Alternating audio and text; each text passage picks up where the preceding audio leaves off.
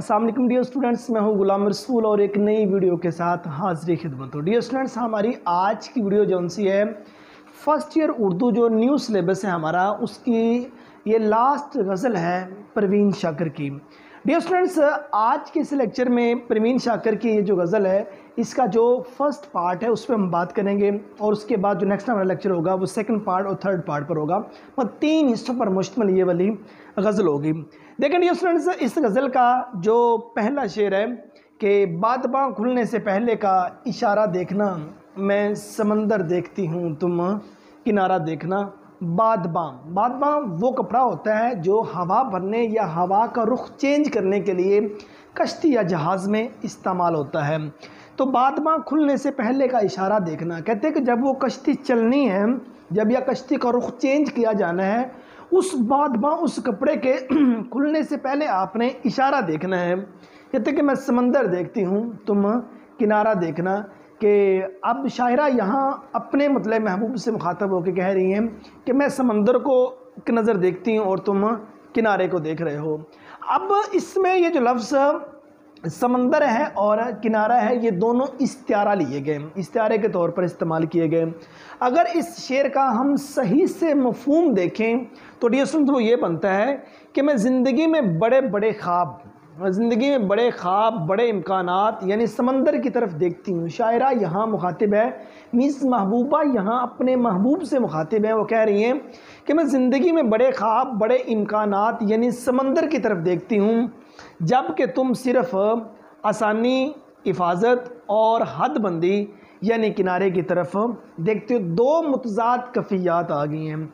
एक मतलब कि ख़तरे का खिलाड़ी है, अपनी मंजिल मकसूद तक पहुंचने के लिए या अपने प्यार को परवान चढ़ाने के लिए, उसको टिल एंड तक पहुंचाने के लिए हर किस्म के ख़तरे मोल लेता है, या अपनी मंजिल मकसूद तक पहुंचने के लिए हर किस्म के जो ख़तरे हैं वो मोल लेने को, हर किस्म के ख़तरात का सामने करने के लिए तैयार है। जबकि जो दूसरा शख्स है वो मतलब कि आसानी ढूंढ रहा है, वो हिफाजत ढूंढ रहा है, उसको किनारे की तलाश है, बस वो एक महफूज जगह पर रहे, बाकी पहाड़ में जाए। ठीक है ना। तो यही कहा गया कि बादबां खुलने से पहले का इशारा देखना, मैं समंदर देखती हूँ तुम किनारा देखना। अब समंदर इस्तिआरा है किन किन चीज़ों का? समंदर इस्तिआरा है डियर स्टूडेंट्स बड़े ख्वाबों का, समंदर इस्तिआरा है बड़े बड़े इम्कानात का, समंदर इस्तिआरा है बड़े बड़े ख़तरात का, समंदर इस्तिआरा है मतलब कि डूब जाने का, मतलब हर किस्म की तकलीफ़, मुसीबत, जो चीज़ भी है समंदर उन चीज़ों का इस्तिआरा है। और जबकि किनारा नाम है हिफाजत का, किनारा नाम है सुकून का, किनारा नाम है अमन का। अब इस शेर के अंदर जो इसके ये तशरीह नकात है, मतलब इस शेर के अंदर जो अहम बातें बयान की गई उनमें डियर स्टूडेंट्स सबसे पहले जो बात की गई है वो है अज़्म जस्तजू का इजहार। किसी भी मंजिल मकसूद तक पहुंचने के लिए इंसान का सबसे पहले जस्तजू के साथ पक्का अज़्म होना ज़रूरी है। अगर पक्का अज़्म होता है वो बड़ी आसानी के साथ अपनी मंजिल मकसूद तक पहुंच जाता है। लेकिन याद रहे, बड़ी मंजिल तक पहुंचने के लिए जितनी बड़ी मंजिल होगी उतने बड़े मसाइब का सामना भी करना पड़ेगा। वो क्या वासिफ़ अली वासिफ़ बड़ा खूबसूरत आपने लिखा कि बड़ी मंजिल के मुसाफिर दिल छोटा नहीं रखते। अगर बड़ी मंजिल सोची हुई है, बड़ा हदफ सोचा हुआ है, बड़े मतलब कि ओहदे तक पहुंचना है, एक बड़ा कारनामा करके दिखाना है, तो उसके लिए दिल भी बड़ा रखना ज़रूरी है और उसके लिए ख़तरात के खिलाड़ी होना भी, ख़तरों के खिलाड़ी होना भी ज़रूरी है। और दूसरे नंबर पर इसमें जो बात बयान की गई मर्द और औरत की सोच में फ़र्क। अब इसकी शायरा है, अब जो ये वाला शेर है इसकी शायरा है परवीन शाकर, इसी बात फीमेल है, या मर्द और औरत की सोच का वो तजाद बता रही है। कहती मैं समंदर देखती हूँ तुम किनारा देखना।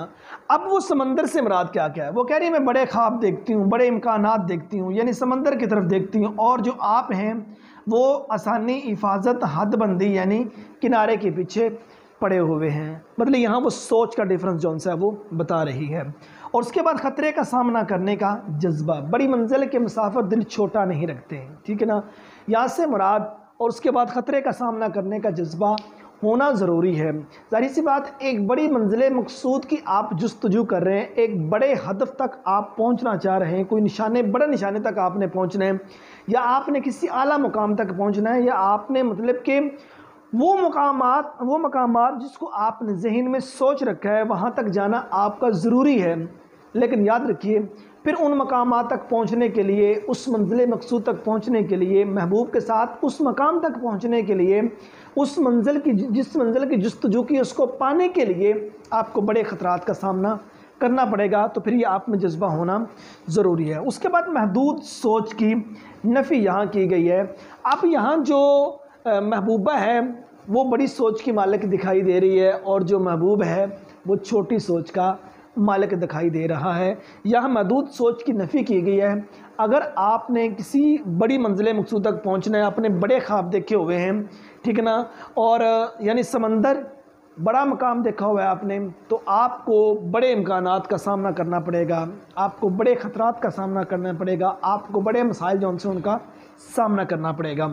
तो महदूद सोच जो उनसे वो आपको यहाँ ख़त्म करनी पड़ेगी। वक्त से आगे देखने की सलाहियत को डिस्कस किया गया है। कहते हैं कि मैं समंदर देखती हूँ तुम किनारा देखना, अभी वो बादबां खुलने वाला है, अभी कश्ती चलने वाली है। तो मीन्स हमेशा ज़िंदगी में कामयाब वही लोग ठहरे हैं जिन्होंने वक्त से पहले अपनी तैयारी जौन सी है वो कर ली है। फॉर एग्ज़ाम्पल आपने किसी बड़े सफ़र पे जाना हो, आपने कहीं सैर करने के लिए जाना हो, या आपने किसी ज़रूरी काम के लिए जाना हो, तो ज़ाहिर सी बात आप 1-2 दिन पहले जौन सी है वो तैयारी शुरू कर देते हैं।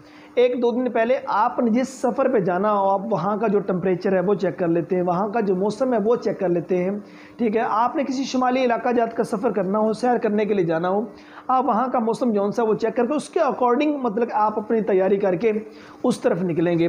तो ज़ाहिर सी बात है यहाँ भी एक मंजिल मकसूद तक पहुँचना है। तो कहते हैं कि अभी मैं किनारे को नहीं समंदर को देख रही हूँ। यहाँ से मुराद जो बड़े बड़े ख़तरात हैं, जो नुकसानात हैं, जो मुसीबतें हैं, जो मलामतें हैं, जो बलाएँ हैं, मैं वो देख रही हूँ। मुझे मतलब कि मर्दाना वार उनके साथ खेलना है, उन मसाइल का सामना मुझे करना है। और उसके बाद ज़िंदगी में इम्कानात की तलाश। ज़िंदगी में बड़े बड़े ओहदों की इंसान को तलाश रहती है, बड़ी बड़ी मंजिलें मकसूद जौन सी वो इंसान की मुंतज़र रहती हैं, लेकिन शर्त ये है कि वहाँ तक कोई पहुँचने वाला हो। देखो याद रखिएगा, जितनी बड़ी मंजिल होती है उतने बड़े जो मसाइल है वो इंसान के सामने आते हैं, और बड़ी मंजिल के मुसाफिर दिल छोटा नहीं रखते होते। याद रखिए अल्लाह ताला की ज़ात कभी भी इंसान पर उसकी हैसियत से ज़्यादा बोझ जौन सा वो नहीं डालती। तो बड़े इम्कानात की तलाश में बड़े मसाइब का सामना करना ही पड़ जाता है, तकदीर पर यकीन या खुद एतमादी पर। अब हम में से बहुत ज़्यादा मसाइल का हम सामना इसलिए भी कर, बस ये तकदीर में यही लिखा हुआ था, मैं इतनी सी जॉब के पीछे रह गया, मैं इस जगह पे काम कर रहा, मेरी तकदीर में यही था, मेरी किस्मत में ये था। क्या खुद पर एतमाद किया है? इकबाल का क्या वो बड़ा खूबसूरत शेर है कि खुद ही को कर बुलंद इतना कि हर तकदीर से पहले खुदा बंदे से खुद पूछे बता के तेरी रज़ा क्या है। वो जो रुके तो कोहे गिरा थे हम, फैज़ अहमद फैज़ का। वो जो चले तो जान से गुजर गए, रहे यार हमने कदम कदम तुझे यादगार बना दिया। तो मतलब इन मकामात तक पहुँचने के लिए तकदीर नहीं डियर स्टूडेंट्स, आपको खुद पर एतमाद होना भी ज़रूरी है। खुद इतमादी जौन सी है वो सबसे अहम चीज़ आ जाती। अपने आप पर इतमाद कीजिए, आप अपने आप को बुलंद करने की कोशिश कीजिए। अल्लाह ताला की ज़ात भी इंसान के साथ है। और हमारे असातिज़ा हमें ये कहा करते थे, ये जो तकदीर का आप शिकवा करते हैं ये तो आपको साफ एक पेज दिया गया है, एक वर्क दिया गया है, और आपने अपनी मेहनत से इसके ऊपर जो कुछ लिखना है वो लिखना है, वही आपकी किस्मत होगी। देखिए इसका हवाला जाती है, एक शेर के किनारा ढूंढने की चाह तक मुझ में नहीं होगी, मैं अपने गिर्द एक ऐसा समंदर देख सकती हूँ। ये परवीन शाकर का शेर ही था। और इसी गज़ल का जो सेकंड शेर है डियर स्टूडेंट्स, वो देखिए कि यूँ बिछड़ा भी बहुत आसान था उससे, मगर जाते जाते उसका वो मुड़कर दोबारा देखना। कहते उससे बिछड़ना आसान नहीं था, ठीक है, लेकिन उसने जाते जाते या उसने जब आखिरी बार मुझे देखा, उसका आखिरी बार देखना मुझे बहुत ही ज़्यादा परेशान कर गया। यूँ बिछड़ना भी बहुत आसान था उससे, मगर कहते उससे बिछड़ना आसान नहीं था, लेकिन जाते जाते उसका वो मुड़ कर देखना दोबारा देखना। अब जाते जाते वो जो अगर बार बार मुड़ के देख रहा है, अगर मोहब्बत की वो कता ताल्लुकी पे राज़ी था तो मुड़ के क्यों देख रहा है? कहीं वो मोहब्बत की जड़ें रह गई हैं, कहीं वो आग की जो चिंगारी है वो कहीं ना कहीं रह गई है। यहाँ ताल्लुक़ मुकम्मल तौर पर नहीं टूटा, यहाँ जुदाई मुकम्मल तौर पर नहीं हुई। अब देखिए इस शेर के मौज़ूआत, जिसमें सबसे पहले है जुदाई की शिद्दत।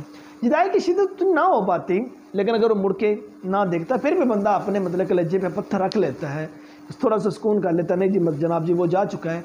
लेकिन मुड़ के देखना इसका मतलब ये है कि उसके भी दिल के किसी कोने खुदरे में मतलब कि आशिक के लिए कोई प्यार का ज़र्रा जो उनसे वो बाकी रह गया है। वो मोहब्बत का जो बुलंद रखता उसकी जड़ें कहीं ना कहीं रह गई हैं।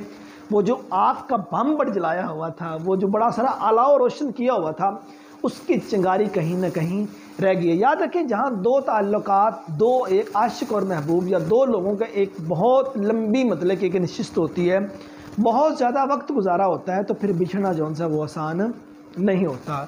वो क्या मोहसिन नकवी ने कहा था, एक शख्स कुल कायनात हो जैसे, नज़र ना आए तो दिन भी रात हो जैसे। और उसके बाद दूसरे नंबर पे इस शेयर में जो डिस्कस किया गया, आखिरी लम्हे की तकलीफ़। आखिरी लम्हे की क्या तकलीफ़ थी? जाते जाते उसका वो मुड़ कर देखना। अब देखो, एक आशिक के लिए जो उसका महबूब होता है वो सब कुछ होता है। एक आशिक अपने जज्बात, अपने एहसासात, अपने ख्यालात, अपनी तवक्कुआत, अपनी तासरात वगैरह सब कुछ एक अपने महबूब पर निछावर करता है। मतलब उसने तो अपनी ज़िंदगी का जो रिमोट है वो एक अपने महबूब के हैंड ओवर किया होता है। और वही जब उससे बिछड़ कर चला जाए तो फिर क्या बनना है। वो मेरे अपने चंद अशार हैं कि बवक्ते वसल लंबी रात मांगी थी, अपनी तो नहीं उसकी हयात मांगी थी, एक शख्स ही तो मांगा था खुदा, मैंने कौन सी सारी कायनात मांगी थी। तो एक शख्स ही सब कुछ था। वो आखिरी लम्हे की तकलीफ़ को यहाँ डिस्कस किया गया। उसके बाद खामोश इजहार मोहब्बत, मुड़ मुड़ के दोबारा देखना भी तो मतलब मोहब्बत का इजहार है, जो कि ये बता रहा है कि अभी जो ताल्लुक़ है वो मुकम्मल तौर पर नहीं टूटा। आईने आँख में चुभते थे, बिस्तर से बदन कतराता था, एक याद बसर करती थी, मैं सांस नहीं ले पाता था। एक शख्स के हाथ में था मेरा खिलना भी मुरझाना भी, रोता था तो रात उजड़ जाती, हंसता था तो दिन बन जाता था। मैं रब से राब्ते में रहता, मुमकिन है कि उससे राब्ता हो। मुझे हाथ उठाना पड़ते थे, वो तब जाकर फ़ोन उठाता था। मुझे आज भी याद है बचपन में जब कभी उस पर नज़र अगर पड़ती, मेरे बस्ते से फूल बरसते थे, मेरी तख्ती पे दिल बन जाता था।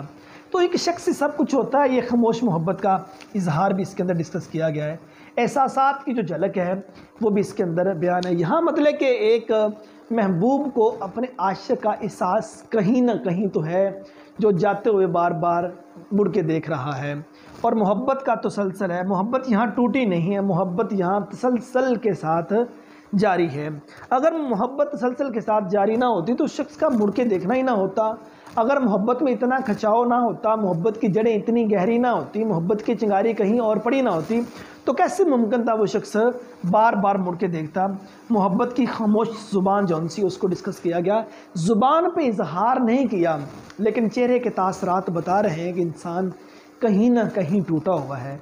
ज़ुबान से इजहार नहीं किया, जो चेहरे के तासरात बता रहे हैं कहीं ना कहीं वो मोहब्बत की जड़ें जौन सी हैं ना वो रह गई हैं। वो मोहब्बत का जो बीज बो के एक बड़ा तनावर दरख्त किया था, उसको फिर मुकम्मल काटने की कोशिश भी की गई, वो मुकम्मल कटा नहीं, उसकी जड़ें कहीं ना कहीं रह गई हैं। गैर लफ्सी मुकालमा किया गया। लफ्ज़ों से मुकालमा ये होता है, मैं आपसे बात कर रहा हूँ, आप मुझसे बात कर रहे हैं, हमारा लफ्सी मुकालमा होगा।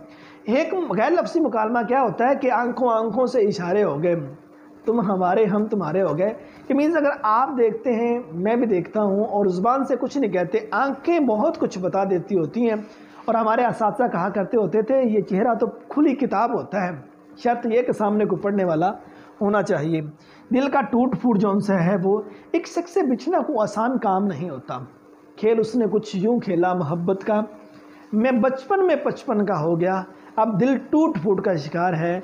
और ऐसा टूटा है कि जिसके बारे में क्या कहा जाए। लेकिन टूट फूट के बाद भी इसमें फिर तब्दीलियाँ आती हैं। वो क्या इकबाल ने कहा कि तू बचा बचा के ना रख इससे, तेरा आईना है वो आईना शिकस्ता हो तो अजीज़ तर है निगाहे आईना साज में। और उसके बाद पछतावे का अक्स जौन सा उस शेर के अंदर डिस्कस किया जा रहा है। कहते हैं अब जा जो रहा है, अब क्यों मुड़ के देख रहा है। अगर छोड़ के जाना ही था पहले नंबर पे अगर पछताना ही था तो फिर जाता ही ना। अब जा रहा है तो मुड़ के देखने का मकसद, अब वो पछता रहा है, क्यों जा रहा है। रंजो अलम की जो शिद्दत है वो डी स्टूडेंट्स के शेर के अंदर जौन सी है वो डिस्कस की गई है। रंज है, दुख है, गम में मसाइब हैं, अजियत मुसीबत मलामत बलाएं, तेरे इश्क में हमने क्या क्या ना देखा। और चंद अशार और देखिए। ये इश्क नहीं आसाम, बस इतना समझ लीजिए एक आग का दरिया है और डूब कर जाना है। ज़ख्म पे ज़ख्म खा के जी, अपने लहू के घोंट पी, आह न कर लबों को सी। ये इश्क है दिल लगी नहीं। और चंद और अशार वो कुछ सुनता, मैं कुछ कहता, मुझे कुछ और कहना था। पल भर को जो रुक जाता, मुझे कुछ और कहना था। गलत फहमी ने बातों को बढ़ा डाला यूं ही, वरना कहा कुछ था वो कुछ समझा, मुझे कुछ और कहना था। ये वाला शेर था। यूँ बिछड़ना भी बहुत आसान था उससे, मगर जाते जाते उसका वो मुड़कर दोबारा देखना।